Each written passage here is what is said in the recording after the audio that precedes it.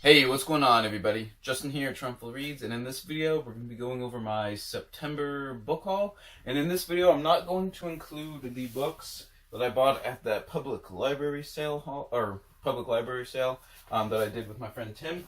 So if you want to see those books, plus a few others, plus the books that he purchased, definitely go check that video out. I'll leave a link down below for that. So in this video, we're just going to be covering all the other books that I sort of acquired through other means during the month of September. And let's just get started. I picked up an Oxford very short introduction book, and it's Magna Carta by Nicholas Vincent. And as you can see, I got a nice little collection going here. I thought this one looked kind of interesting. I don't know too much about the document of Magna Carta itself. I mean, I kind of just vaguely know that it was sort of written between, the barons of England and stuff, and King John and everything. And I have heard that it's sort of way overblown to what it actually says in the text for, guaranteeing like freedom and rights and all that stuff. So I just want to find out the truth of the matter, and I thought this would be a good little place to start. All right, and pretty quickly now, I picked up 4 different Osprey Publishing books. Let's just go through those real quick. And these all have really, really good illustrations. And I'm excited for this one. This one's Gallipoli 1915 Frontal Assault on Turkey. This one is by Philip Haythornthwaite, I guess is his name. This one is part of the campaign series, and it's number 8. I have not read any of the campaign series, so I assume this one's going to have a lot of maps and sort of maneuvers and sort of diagrams and things like that instead of illustrations and stuff. But I thought this one was really cool because it'll be my first campaign one that I'll be reading, but it's also World War One related, obviously, with Gallipoli. So yeah, I just want to find out more about that. I've learned some of it, obviously, just from all the other World War One books I've read. Though I haven't read a book directly on basically the assault on the Dardanelles and Gallipoli and Turkey and stuff. So this will definitely be interesting. And I picked up 3 from the Warrior series. I have The Late Roman Cavalryman by Simon McDowell and totally messing this one up. I have The Late Roman Cavalryman 236 to 565, and it's authored by Simon McDowell and illustrated by Krista Hook. Like I said, these ones are really cool. As you can see, they have very accurate illustrations and artwork and stuff. Just really cool. Tons of just awesome information pertinent to the topic at hand. And this one's really cool because it's is during the era of late antiquity and during like the dominant period of the Roman Empire, rather than the Principate. So that's pretty cool as well.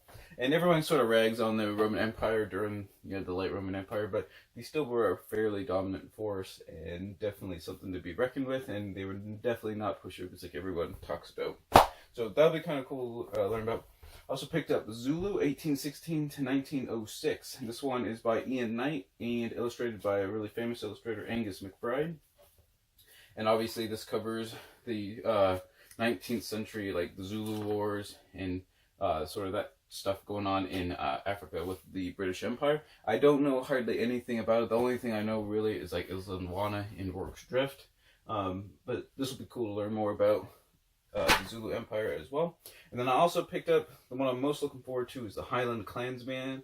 I don't know why I said it quite like that. Highland Clansman, 1689 to 1746. And this one is authored by Stuart Reed. And this one is also illustrated by Angus McBride.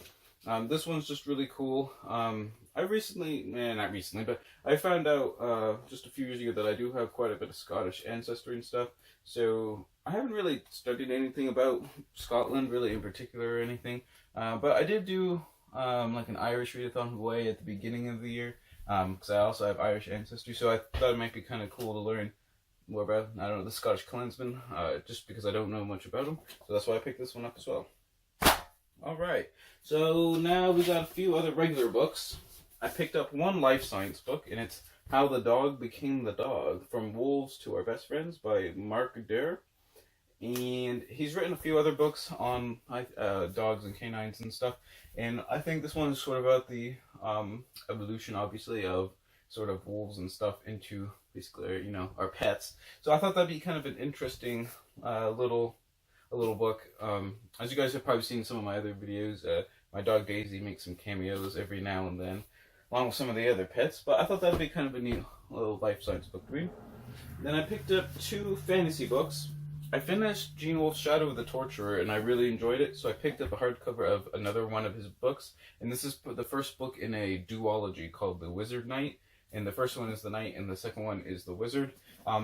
He's definitely a wordsmith, and his works are very, I guess, very intricate and like puzzles almost. There's just like layers upon layers upon layers, I guess, of, you know, allusions and symbolism and meanings and stuff. So I just find them really fun and interesting, and like I said, Gene Wolfe writes really well, so it's just really cool. It's really fun. This will only be my second book by him, so I'm hoping this one turns out to be as good as his Shadow of the Torturer. And for another book that I want to read this month is Half the World by Joe Abercrombie. This is the second book in the Shattered Seas trilogy. Basically what I want to do is finish like the series and trilogies that I've started this year. I put out a couple videos a month or two ago, and at the time I think I had 18 or 19 series or trilogies that I had started in 2018 but had yet to finish, and since then I've only finished one. So I definitely need to pick up the pace on those. And that's why I picked this one up, because, like you said, it's the second one, and his last name starts with A, so I figured it's right, you know, right at the top, and I figured that'd be a good place to start. So that's why I picked up Half the World. And lastly, a book I'm really excited about is a history book, like a regular history book, I should say. And it's Peter Heather's Empires and Barbarians, The Fall of Rome and the Birth of Europe. And it is quite a monstrous little tome, well, not really little tome, a monstrous tome. I was always skeptical of Peter Heather's books, to be honest, but I had a good a friend that I trust on history book recommendations, I guess you could say, said no, Peter Heather is like the real deal. He also has another book on a similar topic called, I think, like The Fall of Rome or something like that. And I just figured, you know, I need to just bite the bullet and try one of his books out. And like I said, this one's just like a monstrous tome, but it's on a really cool topic of the late Roman Empire and obviously the fall of the Roman Empire in the West. So that'll be definitely cool. Late antiquity is one of my favorite topics in history. I just haven't read Peter Heather before, but I'm really excited to start it at some point, hopefully in the near future. And there. So those are, the 9 or 10 books that I picked up in September, not including the library sale ones, like you said. So yeah, just tell me what you guys think about any of them. If you've read any of the authors or heard of them or know anything about them, just leave some comments down below. Tell me what books you picked up in September, what your favorite one was. Leave a link down, or I don't know why I always say leave a link down below. Leave a comment down below about your favorite book that you picked up in the month of September. And always remember, whatever you're reading, read victoriously.